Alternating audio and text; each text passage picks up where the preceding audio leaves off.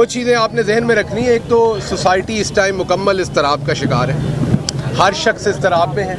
हर शख्स को ये लगता है कि शायद मुल्क में अगले 24 घंटे में पता नहीं क्या होने वाला है। इस मुकम्मल इज़्तिराब में, एक सेकंड खामोशी रखिएगा, इस मुकम्मल इज़्तिराब में आपने ये फ़ैसला करना है अवाम ने कि आपने हक़ की साइड पे खड़े होना है या आपने रॉन्ग साइड पे खड़े होना है।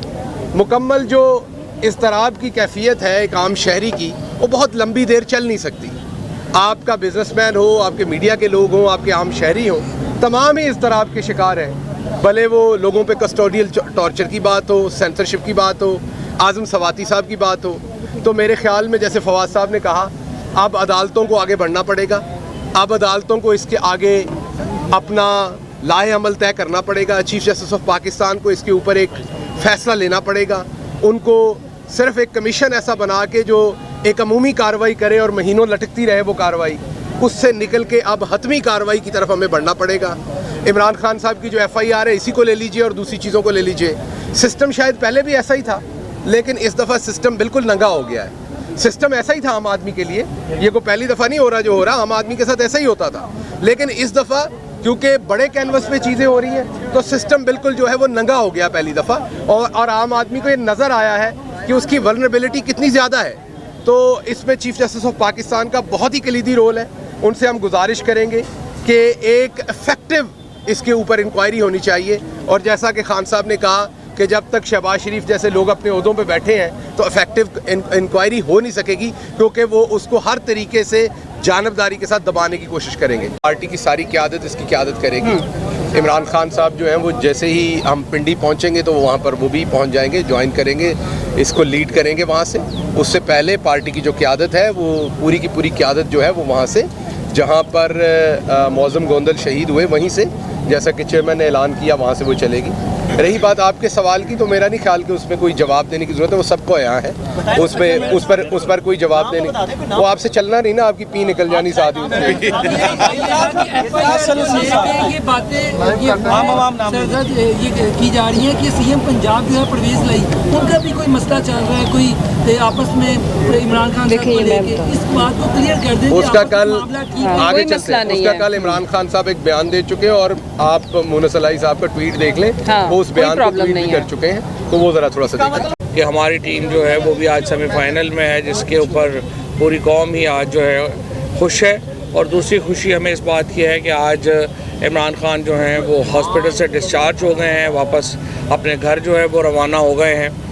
और इमरान खान के घर पहुंचते ही तहरीक इंसाफ ने जो हमारा लॉन्ग मार्च का मरहला था, जो कि हमने वज़ीराबाद से ख़त्म किया था, वहीं से उसी मुकाम पे जहाँ पे इमरान खान को कत्ल करने की कोशिश की गई, शहीद करने की कोशिश की गई, उसी जगह से दोबारा शुरू किया जा रहा है। और ये जो मार्च है अब 10 से 14 दिन के अंदर रावलपिंडी पहुँचेगा, जहाँ पर पूरे पाकिस्तान के काफ़िले वहाँ पे आएंगे और इंशाअल्लाह ताला एक बहुत बड़ी जो मूवमेंट जो इमरान खान लीड कर रहे थे उसको लीड करेंगे, और रावलपिंडी से फिर इंशाअल्लाह इसकी क़यादत दोबारा इमरान खान संभालेंगे। इससे पहले जो सारी लीडरशिप है वो इनके मामलात जो है वो उसको देखेगी। जुडिशल कमीशन की कल जो ऑफ़र की शहबाज शरीफ साहब ने, उसको हमने एक्सेप्ट कर लिया है। हम समझते हैं कि ये एक अच्छी तजवीज़ है और फुल कोर्ट का जो कमीशन का कहा गया है, ये तो चीफ जस्टिस साहब की स्वाबदीद है कि वो किस तरह से बनाते हैं, लेकिन ये सही सिमत में कदम है। इससे पहले अलबत्ता हम समझते हैं कि 3 लोगों को इस्तीफ़े देने चाहिए, जो शहबाज शरीफ हैं, राना सनाउल्लाह है और मेजर जनरल फैसल नसीर हैं, क्योंकि इनके इस्तीफ़े दिए बगैर इस कत्ल की जो कोशिश की जो तफ्तीश है वो सही सिमत में आगे बढ़ नहीं सकती। लिहाजा इन तीनों के इस्तीफ़े होने चाहिए जुडिशल कमीशन बनने से पहले, जो एक बड़ी इम्पॉर्टेंट चीज़ होगी इस तरफ। और तीसरा ये कि हम ये समझते हैं कि जो कमीशन है वो 4 चीज़ों की तहकीकात करे। एक, इमरान खान साहब के ऊपर कातलाना हमले की, उसके बाद आज़म सवाती साहब के साथ जो हुआ, ख़ुसूसन जो वीडियो जिस तरीके से उनकी गई है, उसने पूरे पाकिस्तान के माशरे को हिला के रख दिया है। और तीसरा, अरशद शरीफ की असैसिनेशन, उनकी शहादत, और जो भी ज़िम्मेदारान हैं उन्हें पाकिस्तान से बाहर भेजने के, फिर दुबई से निकालने के, और फिर आखिर में जो साइफ़र सबसे इम्पॉर्टेंट जिसके ऊपर हम बड़े अरसे से तहकीकात का मुतालबा कर रहे हैं। तो जब ये कमीशन बनेगा और इन 4 मामलात की तहकीकात हो जाएगी तो पाकिस्तान में हर चीज़ जो है वो सामने आ जाएगी। और अब 72 घंटे गुजरने के बाद भी अभी तक इमरान खान के ऊपर कातलाना हमले की FIR दर्ज नहीं हो रही। जिस तरह से इमरान खान ने कहा, आप अंदाज़ा लगाइए, पुलिस कहती है कि मुल्क के वज़ीर-ए-आज़म का जो भी नाम नहाद वज़ीर-ए-आज़म है उसका नाम दे दें, कोई प्रॉब्लम नहीं है। आपने इंटीरियर मिनिस्टर का नाम देना है, कोई प्रॉब्लम नहीं है। लेकिन आप मेजर जनरल का नाम FIR से निकालेंगे तो हम पर्चा देंगे, वरना हम पर्चा नहीं देंगे। अब आप मुझे बताइए कि पाकिस्तान का कानून CRPC दफ़ा 154 बिल्कुल वाज़ेह है। 154 क्या कहता है? First information report. मेरे पे हमला हुआ है, मैं अपनी स्टोरी जो है वो आपको बताना चाहता हूँ, उसको रिकॉर्ड कराना चाहता हूँ। आप कहते हैं नहीं, आप अपना वर्जन नहीं लिखाएंगे, आप इस बंदे को नॉमिनेट ही ना करें जिसके ऊपर आपको सबसे ज़्यादा शक है। तो हालत ये है इस वक्त पाकिस्तान में आइन की हमारी हुकूमत है और हमारा जो चीफ मिनिस्टर साहब हैं और उनकी जो काबीना है उसकी अमलदारी नहीं है। आप अंदाज़ा लगा लें पाकिस्तान में सिस्टम किस तरह से यरगमाल बना हुआ है। और जब तक ये सिस्टम हम आइन और कानून के नीचे नहीं लेके आएंगे और मुख्तलिफ ग्रोह इसके ऊपर काबज़ रहेंगे, पाकिस्तान के अवाम को हक़ नहीं मिल सकता। पाकिस्तान के अवाम जो हैं उनको आइन की हुक्मरानी का इल्म नहीं हो सकता। हमारे फंडामेंटल राइट सस्पेंड रहेंगे। टेलीविज़न्स का हाल ये है, आप वज़ीर-ए-आज़म के ख़िलाफ़ जो मर्ज़ी तकरीर कर लें चल जाएगी, इंटीरियर मिनिस्टर पे कर लें चल जाएगी, आप 2-3 मेजर जनरल्स के ऊपर इधर बात आप करें जिनसे आपको गिले हैं, आपकी बीप हो जाती है, आपके ऊपर बातें नहीं आ सकती हैं। तो सवाल ये है, जो बुनियादी सवाल तहरीक इंसाफ कर रही है वो ये है कि भाई ये क्या निज़ाम है जिसमें आप जो है वो कर रहे हैं। या तो आप कह दें मुल्क में मार्शल लॉ है सीधा सीधा, ताकि तकल्लुफ़ ही ना हो, TV वगैरह इनको बंद कर दें। और ऐसे ही हमने जो है इसको एक बनाया हुआ है और सिर्फ सोशल मीडिया जो प्रैक्टिकली चल रहा है फिर वही चलेगा, बाकी मीडिया तो कोई देख ही नहीं रहा। इसलिए कोई देख नहीं रहा कि लोगों को उससे सच ही नहीं पता चल रहा कि मामलात हैं क्या। सो लिहाजा पाकिस्तान के अंदर ये तय करना है कि पाकिस्तान आइन के तहत है या 4, 5, 7 अफराद के तहत है। और 5-7 अगर अफराद ने इस मुल्क के ऊपर करना है तो वो फिर जद्दोजहद है, वो जद्दोजहद हमारी जारी रहेगी। उसमें आपने जो लोग जो हैं वो शहीद भी हुए हैं, बड़ी बड़ी पाकिस्तान में और दुनिया में लोगों ने कुर्बानियाँ दी हैं। लोग खड़े होते हैं अपने हकूक़ के लिए। ये जो शऊर का जिन जो बोतल से बाहर आ गया, ये वापस बोतल में नहीं जाना। सिर्फ आप नुकसान करेंगे, अपना भी नुकसान होगा, उसमें मुल्क का भी नुकसान होगा।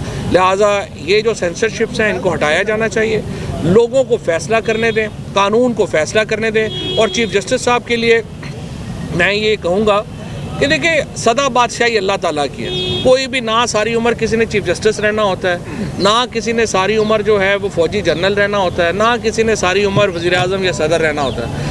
आप जाने जाते हैं, जो लेगेसी आप छोड़ के जाएंगे, आपने जो काम किए होंगे अपने दौर में, आप उससे जाने जाएंगे। ये फ़ैसला आप लोग करें, आर्मी चीफ़ ने करना है, हमारे चीफ जस्टिस साहब ने करना है कि वो जो लेगेसी छोड़ के जाएंगे वो क्या लेगेसी होगी और लोग उन्हें जज कैसे करेंगे। ये जिस तरीके से जुडिशल कॉम्प्लेक्स में जो आज़म सवाती साहब की वीडियोस तैयार की गई, पता नहीं कितने जज वहाँ पे रहे हैं, इसका मतलब है जजेस की भी वीडियोस हैं। और मैं पहले दिन से ये कह रहा हूँ कि ये आपने अगर नहीं रोकी, देखिए वज़ीर-ए-आज़म का ऑफिस महफूज नहीं है, उसकी ऑडियो लीक्स आ गई। आपकी जजेस की गेस्ट हाउसेज महफूज नहीं है, किसी के घर महफूज नहीं है, ज़ाती वीडियोस लोगों की जो है वो बना बना के जुमा बाज़ार लगा हुआ है। इस तरह तो मुल्क नहीं चल सकता, इस तरह तो निज़ाम नहीं चल सकता, इस तरह तो सिटीजनरी जो है वही बैठ गई है। इसीलिए पाकिस्तान में आप देखें कोई इन्वेस्टमेंट्स नहीं आ रही, पाकिस्तान के अंदर कोई प्रोजेक्ट्स नहीं आ रहे, इकॉनमी की कमर टूट गई है और लोग जिसका बस चल रहा है वो मुल्क छोड़ के जो है वो बाहर जाने को तैयार बैठा हुआ है। सो जब तक हमारे जो टॉप के ऊपर ओहदों पे बैठे हुए लोग हैं वो अपनी ज़िम्मेदारियों का एहसास नहीं करेंगे, पाकिस्तान के अंदर जमहूरियत का बहाल होना, पाकिस्तान के अंदर हकूक़ का बहाल होना मुश्किल है। और ये जो 4-5 चमचे कड़छे जो रोज़ टेलीविज़न के ऊपर आके हमें भाषण देते हैं और हुकूमत का मुद्दा जो है वो बयान करने की कोशिश करते हैं, सबको पता है आपकी हुकूमत नहीं है। आप तो सिर्फ जो है इस हुकूमत में टिच बटन के तौर पे शामिल हैं। ना आप लोगों की कोई औकात है कि आप फैसले कर सकें, ना आप लोगों की कोई हैसियत है कि आपकी कोई बात जो है वो सुनी जाए। लिहाजा जिन्होंने फ़ैसले करने हैं उनसे मेरी फिर एक दर्दमंदाना अपील है, मुल्क का सोचें। सदा बादशाही आपकी नहीं है, सदा बादशाही अल्लाह की है। ये मुल्क जो है हमेशा रहने के लिए है और इसको आप देख लें कि कैसे आगे चलना है।